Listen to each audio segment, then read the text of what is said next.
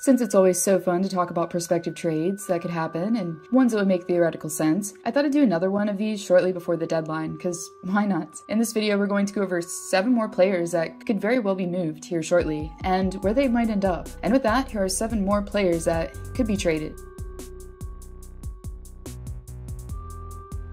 Honestly, out of all the names that I thought would fit best in Edmonton and net, MERZLIKINS has stood out to me personally the most. And as we all know, Edmonton does have a need in net that they've had for a long time, despite Mike Smith stepping up as much pressure that they have now to perform given this unique situation. It would only make sense for Ken Holland to make all of the stops he can for the deadline. And for Columbus, who has struggled immensely as of late, has 2 very capable goalies, but may have to let go of one eventually due to the upcoming draft. Therefore, if I'm Jarmo Kekalainen, now may be the perfect time to make a move and to meet a need, as they're most likely going to be sellers this season. Moving the Latvian netminder would make logical sense for both parties involved. Currently, with 1 year remaining on his deal, MERZLIKINS wouldn't be a rental, but if Holland can scrounge up the space while taking on the contract that's $4 million AAV with the remaining season, it may just be worth the cost for Edmonton to finally have some stability in net and, more importantly, youth, as number 90 is actually only 26 years of age, so if the Oil could extend him, it would be ideal. Currently sporting a .918 save percentage on a team that's really been struggling and below a 3 goals against average, MERZLIKINS might just be the answer that Edmonton's been looking for.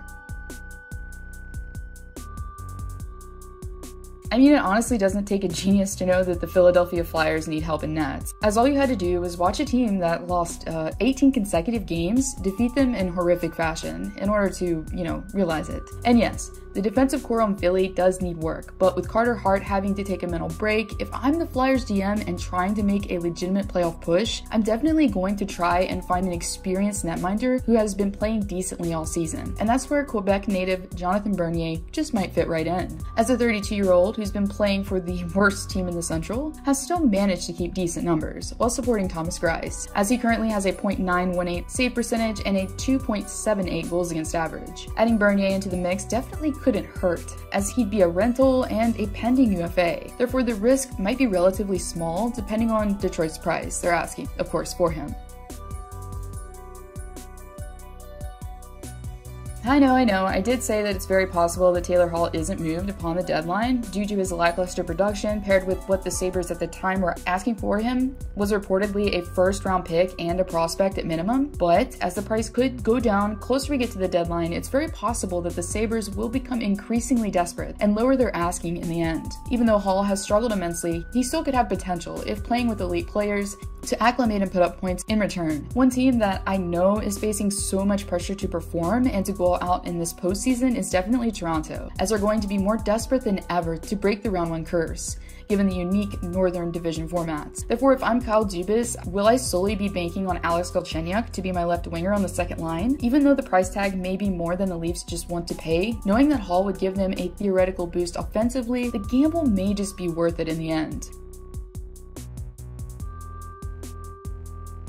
Recently, newly appointed Pittsburgh GM Ron Hextall took to the media to voice what he's going to be looking for around the deadline, as Hextall divulged that he was going to be looking for a power forward, as in a player that's not necessarily fast, but plays with grit and physicality. And as I've been saying for a while, as a Pittsburgh fan, the Penguins have been in need of a player that can protect the top 6 when needed and be a deterrent, especially in the postseason against guys such as Tom Wilson. And while he could come with a hefty price tag, Dustin Brown, who has been circulating around the rumor mill for ages, could be an ideal fit in the Steel City. With 21 points in 32 games played, Brown has been having an incredible year thus far while playing alongside captain Anze Kopitar. While he wouldn't be a rental and has 1 more year left on his deal, Brown is only set to collect $4 million total salary next season prior to his contract expiring. Even though he's not the flashiest guy out there, his ability to keep up with a guy who's averaging over a point per game in Kopitar speaks to his potential to slot in on the Malkin line potentially and fit right in. So while I would have initially said Sam Bennett to Pittsburgh, because, he does definitely seem like the power forward type, the main reasoning behind it not doing that is because I think many are unsure right now if Bennett would actually be best in a top 6 role or on the 3rd or 4th line instead, as Bennett, who has voiced his desire to get out of Calgary, hasn't had the season that he would have hoped for, as the forward currently, after 34 games played, has only been able to muster up 7 points thus far, under 2 different coaches. And while Edmonton already has its stars up front, they could use some help and added depth on the bottom 6. Therefore, with guys such as Tyler Ennis recently being put on waivers and the bottom 2 lines being juggled around on a consistent basis, could Ken Holland take the plunge and bring in a low-risk rental this deadline? Bennett, who is extremely versatile, would be a coach's dream, as he has been known to play at the center and left wing position. And as I alluded to, his contract wouldn't be too risky to take on, as he's currently a pending UFA with a $2.5 million AAV. Therefore, knowing his capability and how well he played last season, we could potentially see these 2 rival teams doing business together here again soon. As the market last free agency was sparse considering forward talent, with much of the signings involving netminders, the Blues saw Mike Hoffman as potentially being that guy up front that could gel on a top 6 role. After being signed to a 1-year contract valued at $4 million, hopes were high that Hoffman would impress and in turn score a nice extension after his debut season in the Show Me States. Unfortunately though, things haven't quite panned out as Doug Armstrong would have hoped, as head coach Craig Berube didn't hold back when asked about his player being a healthy scratch, while saying, "I just want more out of him. I need more effort and competitiveness from him. He hasn't scored in 10 games. Basically that," he says. Therefore, knowing this, his contract, and with the approaching deadline, the potential for Hoffman to be dealt is, pretty likely. With that being said, one team that could be interested in the forward is the Boston Bruins, as Hoffman has been known to play left wing before, even though he's listed at center. This could be a relatively non-risky way for the B to fill a need, as the left wing position on Krejci's line has seemingly been open for negotiation all season, as Jake DeBrusk hasn't had the year that he would have hoped. Therefore, knowing in the right situation that he can be a 70-point per season player, as he's proven before, Don Sweeney could see this as the perfect opportunity to help liven up a struggling team. Interestingly enough, even though MARLEAU